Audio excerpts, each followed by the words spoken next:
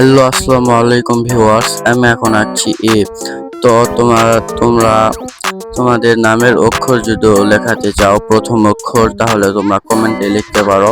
আমি সুন্দর করে তোমাদের নামের প্রথম অক্ষর লিখে দেব। তো এনজয় করো। কেমন হয়েছে কমেন্টে জানান।